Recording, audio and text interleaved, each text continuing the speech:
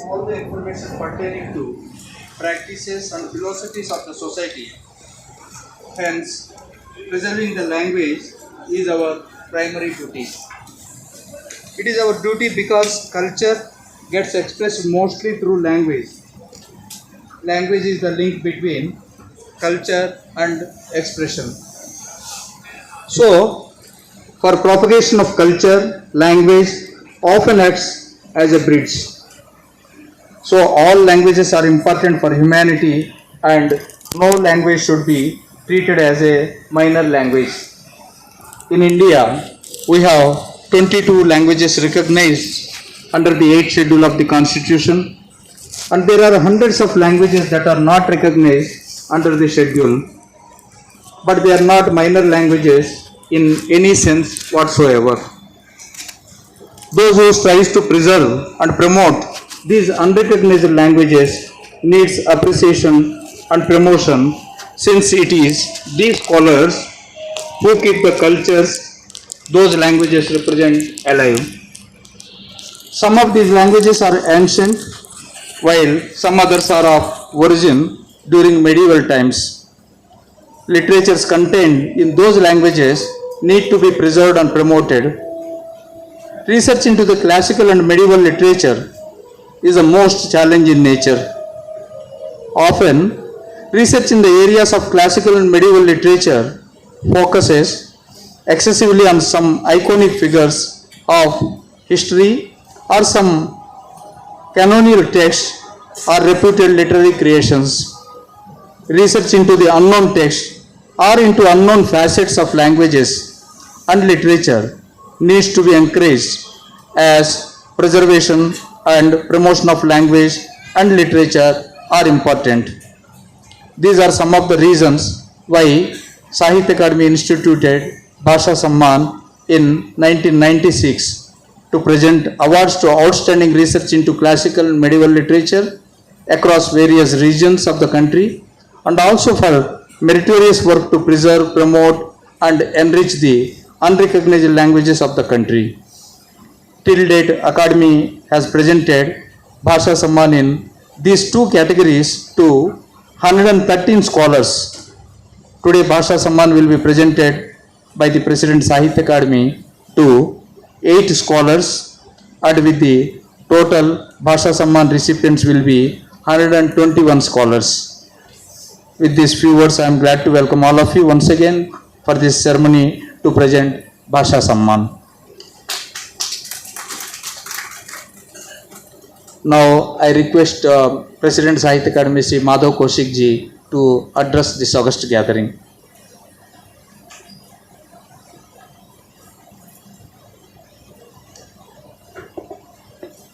नमस्कार। आदरणीय प्रोफेसर कुमुद शर्मा जी, उपाध्यक्ष साहित्य अकादमी, श्री के श्रीनिवास राव जी सचिव, परम श्रद्धेय प्रोफेसर विश्वनाथ प्रसाद तिवारी जी, हमारे पूर्व अध्यक्ष फेलो और प्रेरणा स्रोत, सभी सामान्य परिषद के सदस्यगण, विद्वान मित्रों, राव साहब ने जैसे आपको बताया कि साहित्य अकादमी जिन पुरस्कारों को अलग अलग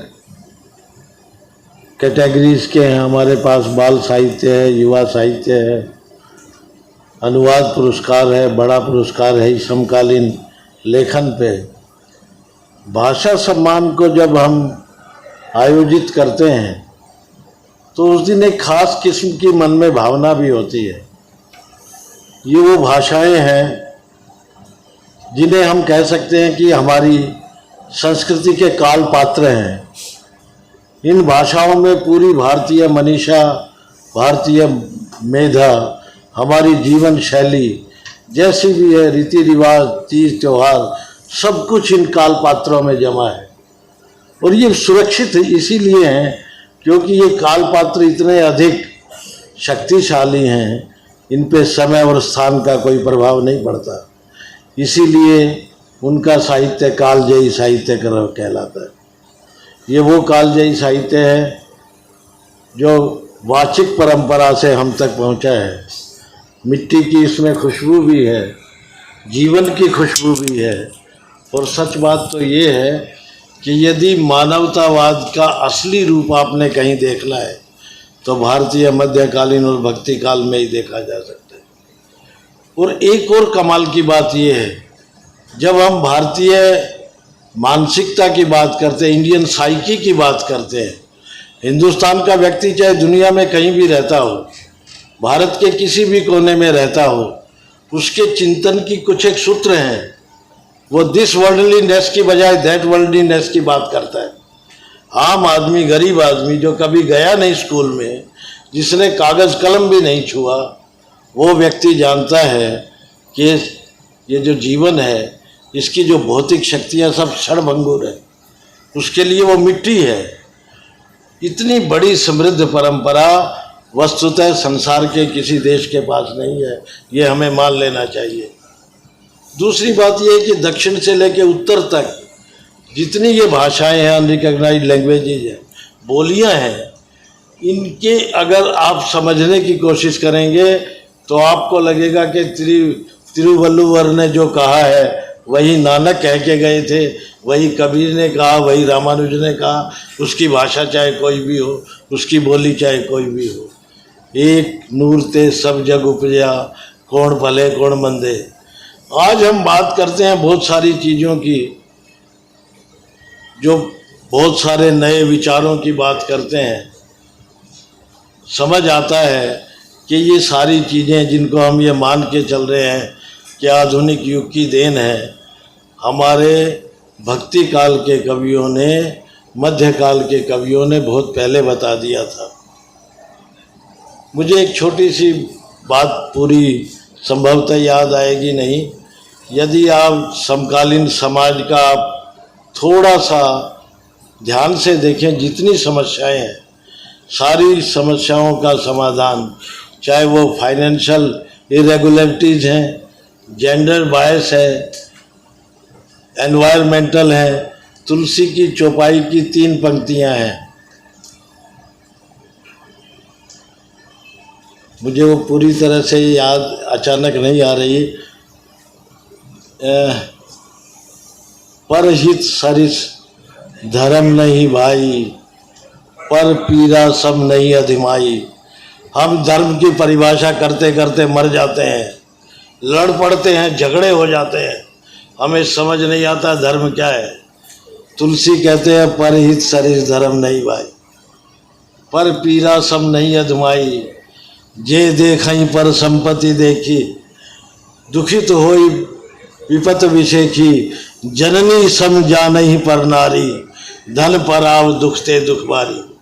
6 पंक्तियों में आज की समाज की सारी समस्याओं का निदान हमारे तुलसी करते हैं।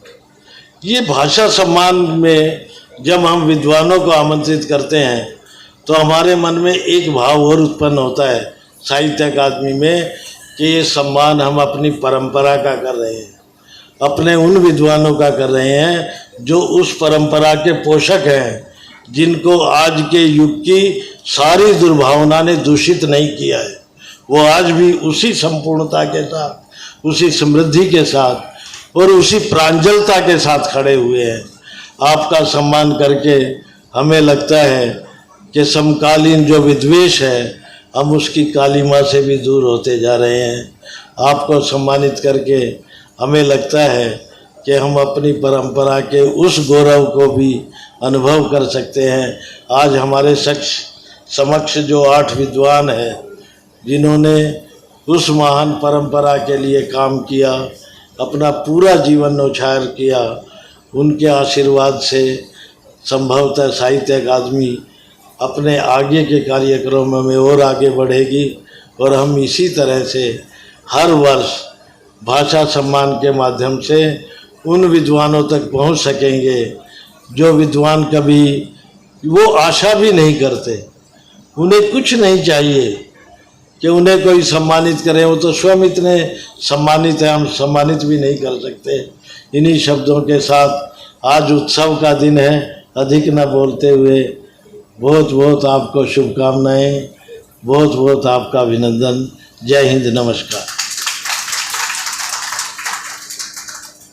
बहुत बहुत धन्यवाद प्रेसिडेंट साहित्य अकादमी।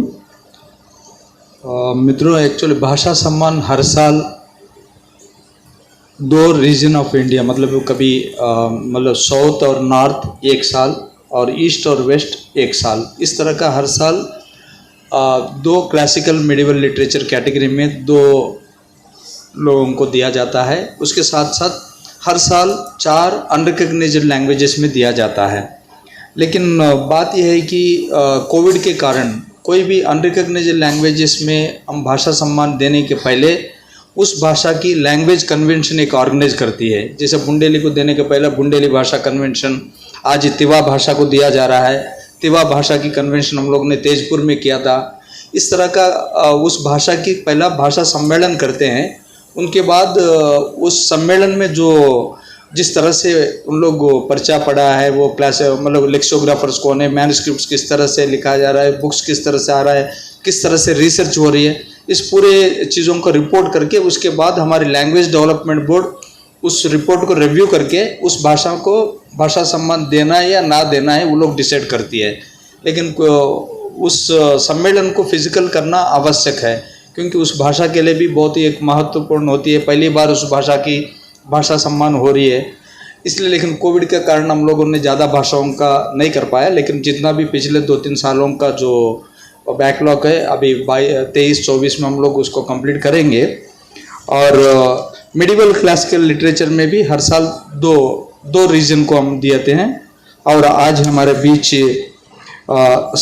दक्षिण की ये दक्षिणामूर्ति जी है, लेकिन उनकी हेल्थ कंडीशन ठीक ना होने की वजह से आज उपस्थित नहीं हो पाया। और हमारे बीच classical and medieval literature in the northern zone Dayanand Bhargava ji है। मैं उनसे विनती करता आप उनको भाषा सम्मान दिया जा रहा है। दयानंद भार्गवा जी।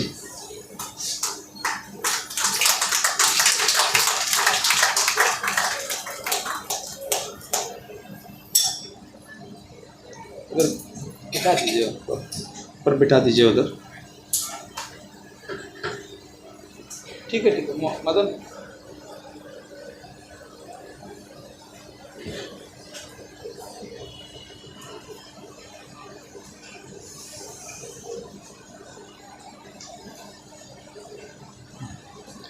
Now I request the Vice President Sahitya Academy, Professor Kumar Sharma ji, to welcome the guest with a bouquet.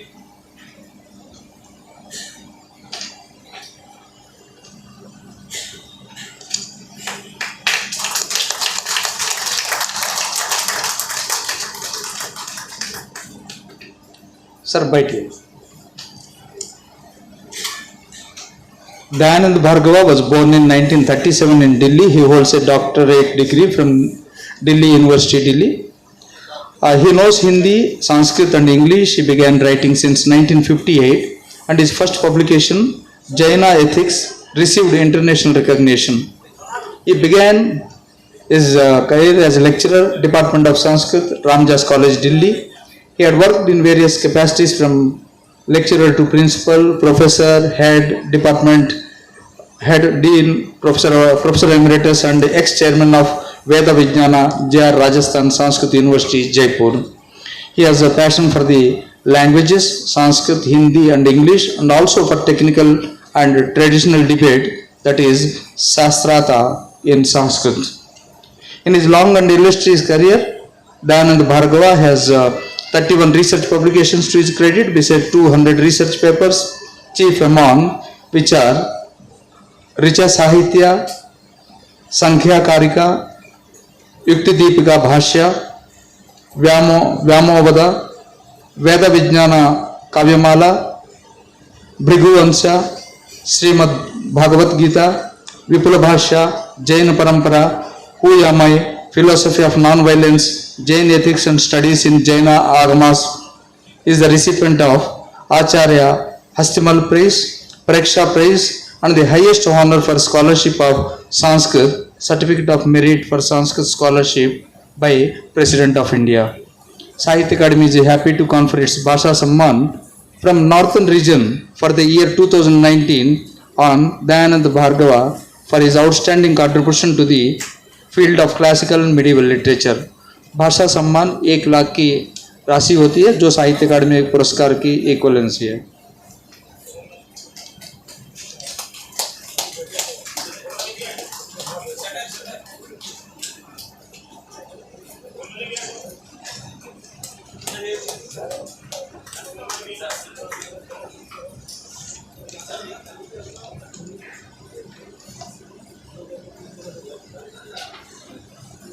बहुत बहुत धन्यवाद सर।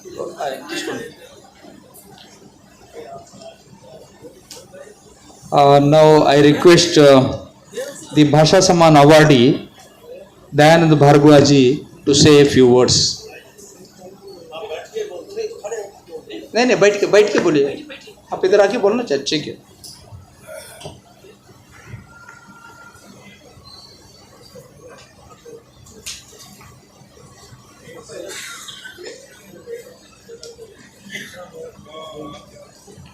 मैं हूँ निमित्त मात्र, पुरस्कृत संस्कृत है, कीर्ति है गुरुओं की, मेरा इनाम नहीं।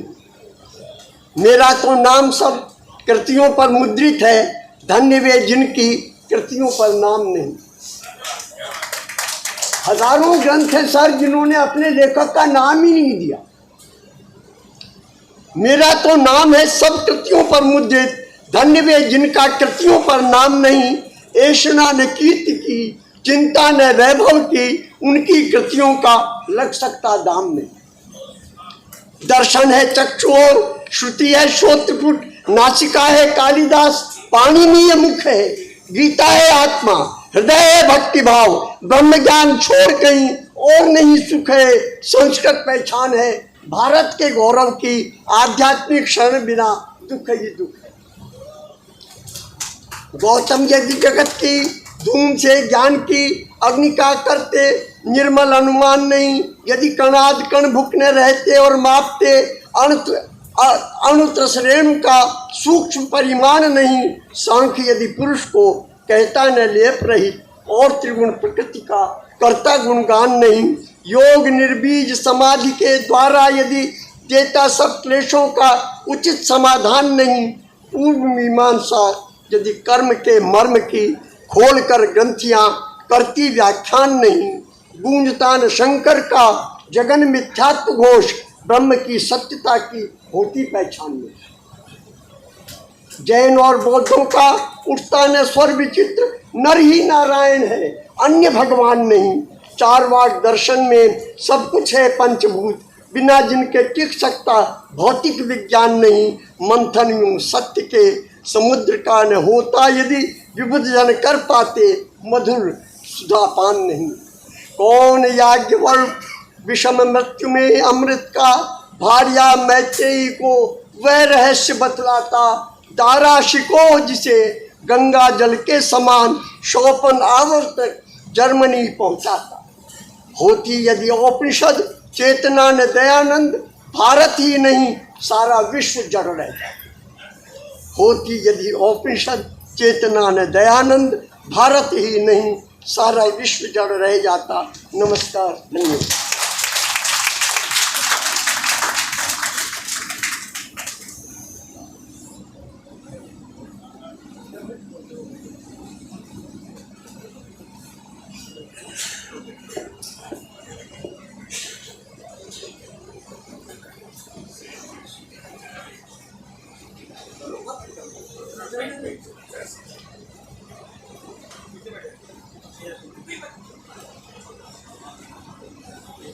बहुत बहुत धन्यवाद दयानंद भार्गवा जी। नाउ आवर नेक्स्ट भाषा सम्मान अवार्डी जनाब मोहम्मद अजाम साहब is getting this Bhasha Samman in the category of classical medieval literature from the Western Zone for the year 2020. Mohammad Ajam.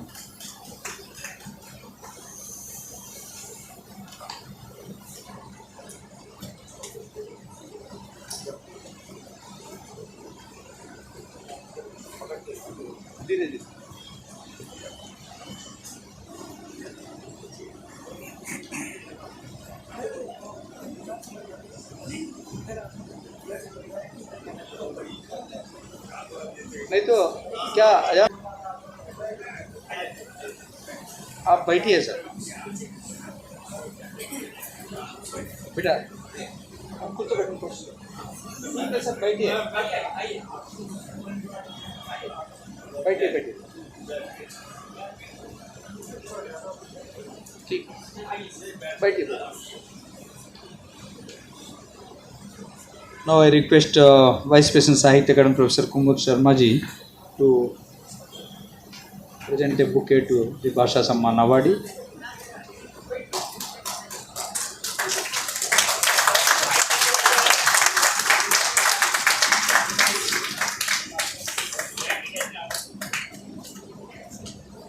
धन्यवाद।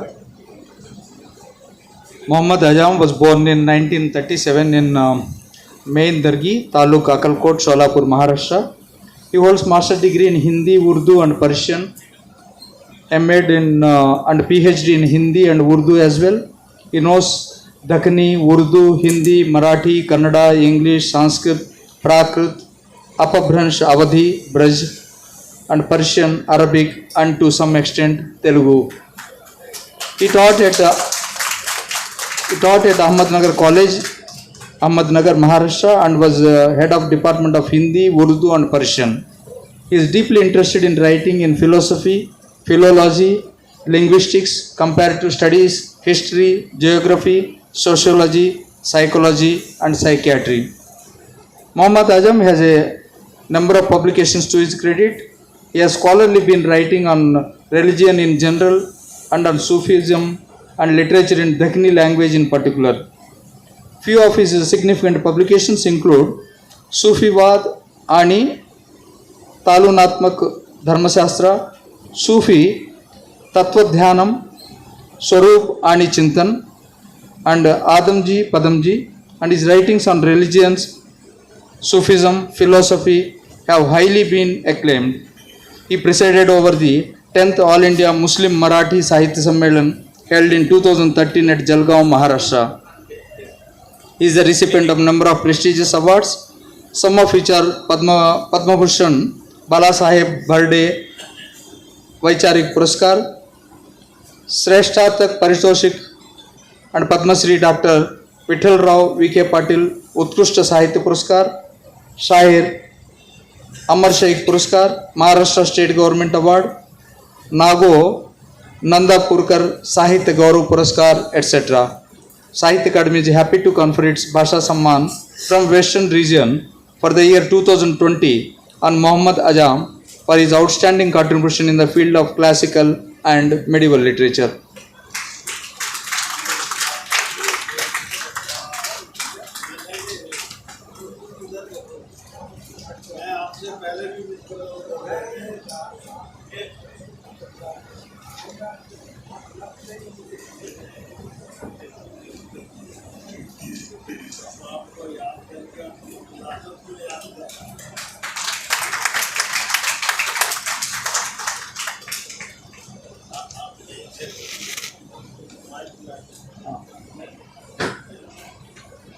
Now I request Muhammad Ajam Sahab to say a few words.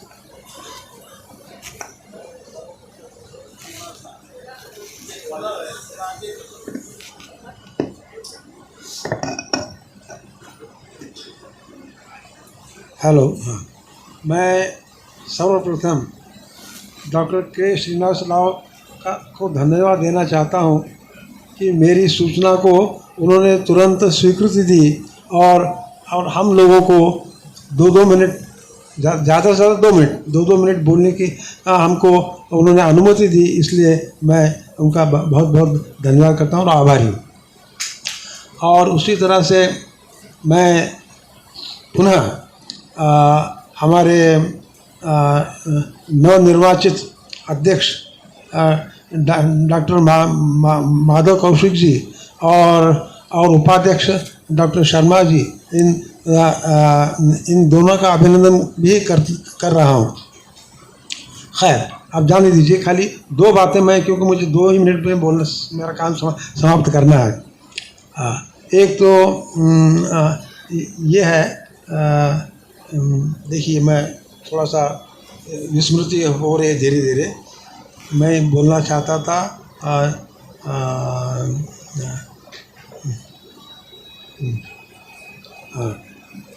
इन सारे लोगों का मैं ऋणी हूँ। ऋण निर्देश और कृतज्ञता के ज्ञापन, ये दो चीज़ें होनी चाहिए किसी साहित्यकार के साथ। ये इन्हीं लोगों के ऋण निर्देश में मैं रहा हूँ। डॉक्टर के श्रीनिवास राव से लेकर इनकी पूर्व परंपरा डॉक्टर चंद्रशेखर कंबार, और अभी संप्रति जो है डॉक्टर माधव कौशिक जी, और अभी नवनिर्वाचित अध्यक्ष डॉक्टर शर्मा जी, इन सारों का मैं ऋणी हूँ, क्योंकि इनके ऋण के आधार पर ही मैं यहाँ तक आ सका हूँ, पहुँच सका हूँ। और यहाँ तक पहुँचने के लिए साहित्य की बहुत बड़ी लंबी यात्रा है और उसके अनेक पड़ाव हैं, और एक एक पड़ाव के साथ कई कठिनाई आती हैं। ये हम जैसे, आप जैसे जो महान साहित्यकार हैं, इनको अच्छी तरह से इनका अनुभव है इस बात का। और मैं इसलिए यहाँ पर स्पष्ट करना चाह रहा हूँ कि साहित्य कोई खिलवाड़ नहीं है। साहित्य एक महान ये है, पूजा है। साहित्य की पूजा होनी चाहिए। साहित्य जो सरस्वती जो है वो पूजनीय होती है, तो इसकी रक्षा करते हुए हमें चलना है। बस इतना कह करके मैं अपने 2 शब्द पूरा करता हूँ, और पुनः मैं डॉक्टर के श्रीनिवास राव का धन्यवाद देता हूँ।